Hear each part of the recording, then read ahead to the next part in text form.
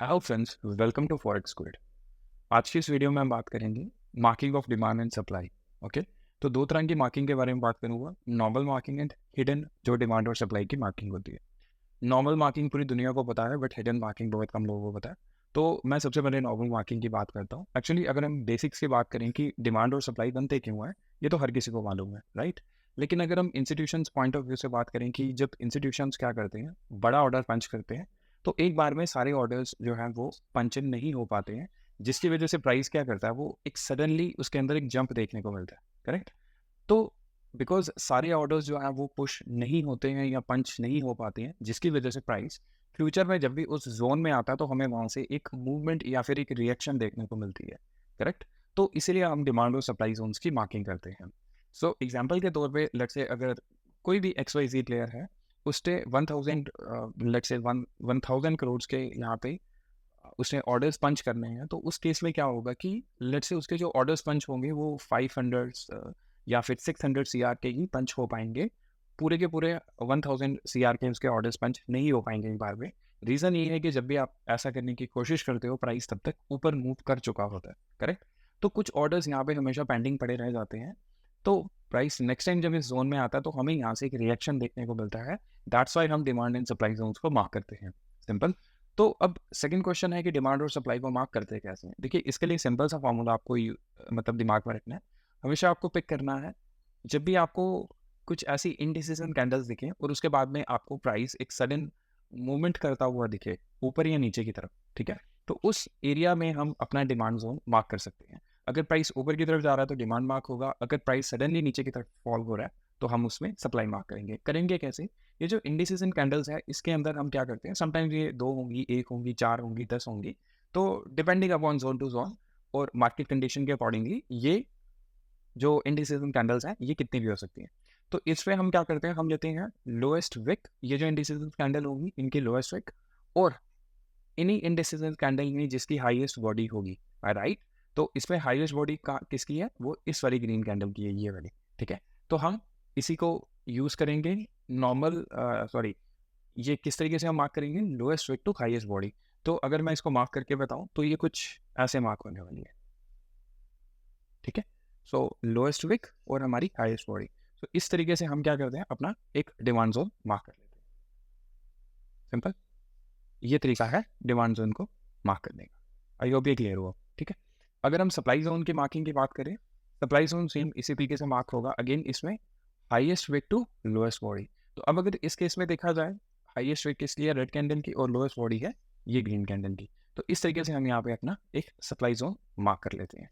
Clear. तो लालच क्या रहता है इसमें कि प्राइस नेक्स्ट टाइम जब भी यहाँ से इस एरिया में आएगा तो हमें यहाँ से एक मूवमेंट देखने को मिलेगी। करेक्ट। एंड सेम इसमें भी यही रहेगा कि प्राइस नेक्स्ट टाइम जब कभी इस जोन में आएगा तो हमें इस जोन से एक मूवमेंट देखने को मिलेगी। तो इसलिए हम क्या करते हैं, एक डिमांड और सप्लाई मार्क करते हैं। तो ये तो था बेसिक तरीका, मतलब डिमांड और सप्लाई को मार्क करने का। और मैं कह सकता हूँ 90% लोगों को ये पता है। बट अब हम बात करते हैं हिडन डिमांड एंड सप्लाई को मार्क करने में, राइट। तो ये है हिडन डिमांड और सप्लाई की मार्किंग। कैसे करनी है मैं आपको बताता हूँ। इसमें क्या होगा, ये मार्किंग जो है हिडन डिमांड एंड सप्लाई की, इस हिडन मार्किंग को हम ज़्यादा तक यूज़ करते हैं प्रॉफिट बुकिंग के लिए। नंबर वन, अगर आपको इसमें फ्रेश एंट्रीज लेनी है तो मैं आपको रेकमेंड करूंगा कि आप H4 के टाइम फ्रेम से ही इस हिडन मार्किंग को अप्लाई करो, और जो बड़े टाइम फ्रेम्स हैं लाइक डेली, वीकली, उसमें आप ये अप्लाई कर सकते हो। उसके अंदर आप अपने वहाँ पे फ्रेश ट्रेड्स भी बना सकते हो। सो अब ये हिडन मार्किंग होती कैसे है डिमांड सप्लाई की, मैं आपको बताता हूँ। अब जैसे ये समटाइम्स प्राइस क्या है, ग्रीन कैंडल्स बना बना के ऊपर जा रहा है, ठीक है। तो उस केस में ये जो ये एरिया रहता है, इस कैंडल की विक और दूसरी कैंडल की बॉडी, करेक्ट। तो ये हमारी बेसिकली एक जोन की तरह काम करती है। इसी को हम बोलते हैं hidden marking of demand and supply. ठीक है। अब अगेन इसमें भी लालच क्या रहता है कि नेक्स्ट टाइम प्राइस जब भी यहाँ से इस जोन में आएगा तो हम यहाँ से बाय करेंगे एंड प्राइस को उसी की प्रो ट्रेंड में हम ट्रेड करेंगे। सिंपल। तो नेक्स्ट अगेन सप्लाई की मार्किंग भी कुछ इस तरीके से रहेगी। ये हमारी सप्लाई जोन की मार्किंग होगी। एंड अगेन इसमें भी लालच क्या रहेगा कि प्राइस नेक्स्ट टाइम जब यहाँ से इस जोन में आएगा तो हम यहाँ से एक नीचे की तरफ की रिएक्शन एक्सपेक्ट कर सकते हैं। ठीक है। तो ये था एक hidden marking demand and supply की, एंड ये है हमारी normal marking demand and supply की। ओके। अब हम चार्ट्स के ऊपर चलते हैं और चार्ट्स के ऊपर चल के कुछ मैं आपको इसकी एग्जांपल्स दिखा देता हूँ कि डिमांड एंड सप्लाई मार्क होते कैसे हैं, ठीक है। वेट अ सेकेंड, ये जो नॉर्मल एंड मैंने आपको हिडन मार्किंग बताई है, अब कुछ लोगों के दिमाग में ये बात आ सकती है कि इस तरीके से तो पूरे चार्ट में डिमांड जोन और सिर्फ सप्लाई जोन मार्क हो जाएंगे, क्योंकि हम ये वाले भी मार्क कर रहे हैं एंड उसके बाद हम ये वाले भी मार्क कर रहे हैं। नहीं होंगे, मैं आपको बताता हूँ कैसे। बिकॉज देखो, आपको डिमांड और सप्लाई जोन कौन सा मार्क करने हैं। फॉर एग्जाम्पल, प्राइस हमारा एक अप ट्रेंड में शिफ्ट है, ठीक है। मान लो प्राइस हमारा एक अप ट्रेंड में मूव कर रहा है कुछ इस तरीके से, ओके। तो इसमें जो हमने डिमांड जोन मार्क करने हैं वो सिर्फ जो वेव ऊपर जा रही है उसके 50% के नीचे के ही मार्क करने हैं। हमें हर जगह डिमांड जोन ढूंढने की जरूरत नहीं है, ठीक है। जैसे ये लेग जो हमारी यहाँ से ऊपर जा रही है, तो इस वेव के ये जो फर्स्ट वेव नीचे से ऊपर गई है, इसका ये जो 50% पार्ट है, इसके नीचे के जो डिमांड जोन है हमें वही मार्क करने हैं, ओके। अब सेम इसी तरीके से जो हमारी सेकेंड लेग रहेगी, इसमें भी जो हमें जोन्स मार्क करने हैं वो हमें अगेन 50% के नीचे, यानी कि ये जो 50% एरिया इसके नीचे के जोन्स हमें मार्क करने हैं, ओके। एंड सेम जो हमारी थर्ड लेग होगी, अगेन इसमें भी सेम यही रहने वाला है कि ये जो थर्ड लेग नीचे से ऊपर की तरफ जा रही है, इसके जो 50% एरिया उसके नीचे के ही डिमांड जोन्स हमारे मार्क होंगे, करेक्ट है। अब जैसे ये जो वेव नीचे से ऊपर जा रही है, तो इसके 50% के नीचे लेट से कोई जोन हो सकता है यहाँ पड़ा हो, ठीक है। कोई डिमांड जोन पॉसिबली यहाँ पड़ा हो सकता है, एंड अगेन कोई पॉसिबली हो सकता है कोई डिमांड जोन यहाँ पे पड़ा हो, अगेन कोई हो सकता है कि इसके अलावा यहाँ पे पड़ा हो, ठीक है। तो वो डिपेंड करेगा situation to situation, market to market. तो इस तरीके से मतलब हमें हर जगह डिमांड जोन मार्क नहीं करने हैं, हमें वही मार्क करने हैं जो हमारे 50% के नीचे हो। अब अगेन दूसरा सवाल ये आता है कि कौन सा जोन काम करेगा कौन सा नहीं करेगा, वो हमें कैसे पता चलेगा। उसके लिए हम यूज़ करते हैं एंट्री की कंफर्मेशन, ठीक है। वो मैं आपको फिर आने वाली वीडियोस में बताऊंगा कि हम कैसे एंट्रीज ले सकते हैं, कितनी तरह की एंट्रीज जो मैं पर्सनली लेता हूँ, और मैं आपको कौन कौन सी एंट्री लेना रेकमेंड करूँगा। डेफिनेटली हर चीज़ आपको आने वाली वीडियोज़ में बताऊँगा, ठीक है। अब बात कर लेते हैं डिमांड एंड सप्लाई की मार्किंग की। जैसे अब कोई भी हम प्राइस लेग ले लेते हैं, टाइम फ्रेम कोई भी हो सकता है, उससे कोई मतलब नहीं है। हम ये देखिए, ठीक है, ओके। जैसे लेट्स से ये प्राइस यहाँ से नीचे लोअर लोज बनाता हुआ जा रहा है, तो इसमें जो हमारे सप्लाई मार्क होंगे वो कौन से मार्क होंगे। जैसे ये यहाँ से प्राइस एग्रेसिवली नीचे की तरफ आया है, तो ये एक हमारा सप्लाई जोन मार्क हो गया, ठीक है। ये हमारी बेस कैंडल्स थी दो, मैं थोड़ा सा जूम इन कर देता हूँ ताकि आप देख सको। ये देखिए, ये दो हमारी इंडिसीजन कैंडल हमने ले ली, एक हाईएस्ट विक से लोएस्ट बॉडी। अब लोएस्ट बॉडी कौन सी है इसकी, ग्रीन कैंडल की, ये लोएस्ट बॉडी, ठीक है। और यहाँ से प्राइस एग्रेसिवली नीचे की तरफ पुश किया, तो ये हमारा एक सप्लाई जोन बन गया, ओके। अब अगेन यहाँ से फिर प्राइस एक नीचे की तरफ एग्रेसिवली पुश हुआ है, तो नेक्स्ट जो हमारा सप्लाई बना वो बना ऑलमोस्ट ये रेंज पे, ठीक है। प्राइस ने जस्ट इस सप्लाई को टच किया और फिर नीचे, ओके। देखते जाओ कि सप्लाई किस तरीके से काम करता है, सप्लाई जोन्स किस तरीके से काम करते हैं।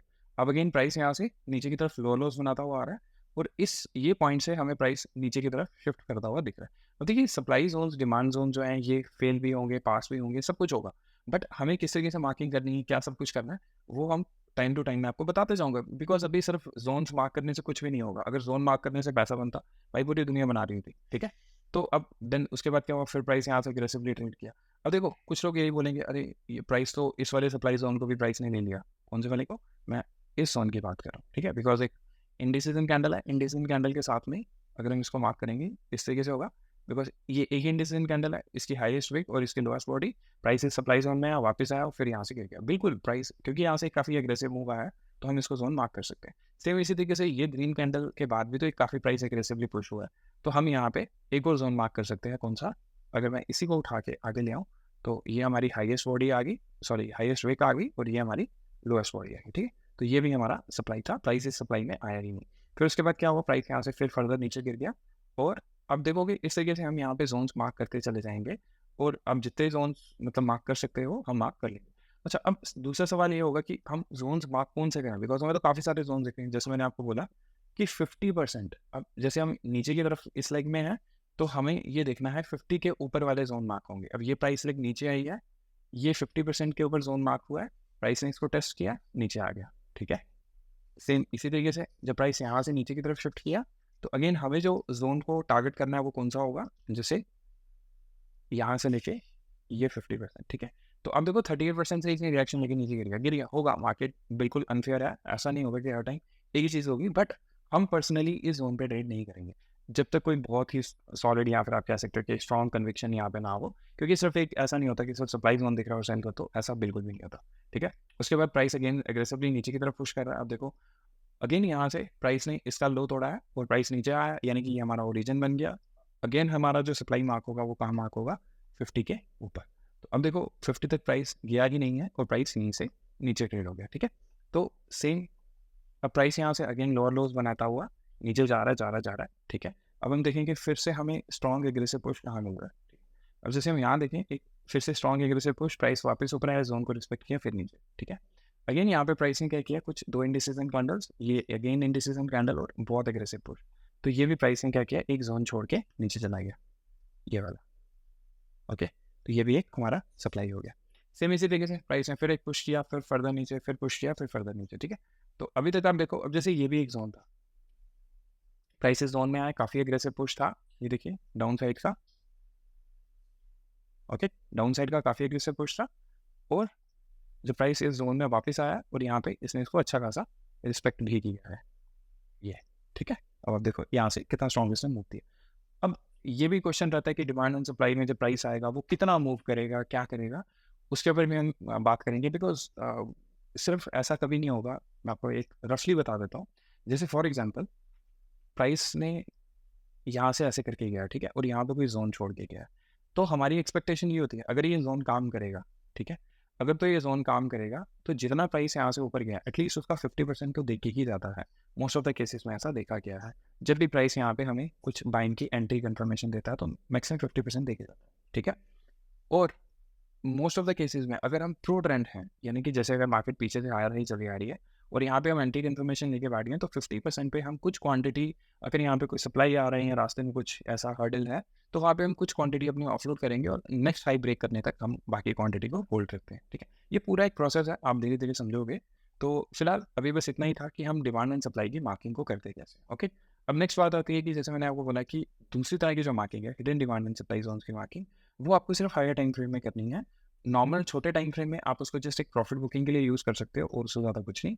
अगर बड़े ट्रेड्स आपको लेते हैं तो आपको हायर टाइम फ्रेम के हिडन डिमांड सप्लाई जोन से आप ट्रेड कर सकते हो। अब जैसे फॉर एग्जांपल अगर हमने यहाँ पे देखना है कि कैसे होगा वो एरिया, मैं आपको दिखाता हूँ। जैसे अगर हम लेटेस्ट प्राइस एक्शन देखें, क्या था, प्राइस यहाँ पे एक सडन ड्रॉप आया, ठीक है, और इस सडन ड्रॉप के बाद में जैसे ये एरिया, अब आप देखो तो ये भी एक सप्लाई जोन है, ठीक है। और इसके अंदर क्या हुआ, जब प्राइस आया यहाँ पे इसने कुछ देर के लिए हॉल्ट किया, कुछ देर के लिए प्राइस यहाँ पे रुका है, ये एक हर्डल था। तो यानी कि जिसने यहाँ पे बाइंग करी है वो यहाँ पे क्या करेगा, वो यहाँ पे अपना प्रॉफिट बुक करेगा, बिकॉज उसको यहाँ पे एक हिडन सप्लाई जोन दिख रहा है, करेक्ट। अब इस हिडन सप्लाई में क्या हुआ, एक प्राइस ने एक अच्छा खासा यहाँ पे रिएक्शन भी दिया है, बट इस रिएक्शन को ऑब्वियसली हम ट्रेड नहीं करने वाले, करेक्ट। हम यहाँ से देखेंगे कि प्राइस हमारा एक ओरिजिन के जोन में हमें मिले, राइट। अब आप देखो यहाँ पे क्या हुआ, प्राइस अगेन ऊपर गया और उसके बाद में उसने अच्छा खासा नीचे तक गया है, ठीक है, ऑलमोस्ट इस जोन के पास में जाके प्राइस ने टच किया। अब ये टारगेट्स कैसे लेने हैं, उनका क्या तरीका रहता है, वो अगेन इस वीडियो में हम सारी चीज़ें डिस्कस नहीं कर सकते। तो धीरे धीरे करके उसके ऊपर भी बात करेंगे कि कब कौन से टारगेट के लिए बैठना है, कब हाई तोड़ने के लिए बैठना है, नहीं बैठना है, वो सारी चीज़ों के ऊपर डिस्कस करेंगे, ओके। तो बस डिमांड एंड सप्लाई जोन की मार्किंग में इतना ही है, इससे ज़्यादा और कुछ नहीं है। अगर आपके कोई क्वेश्चन हैं तो आप डेफिनेटली पूछ सकते हो। तो यही थी आज की वीडियो, थैंक यू।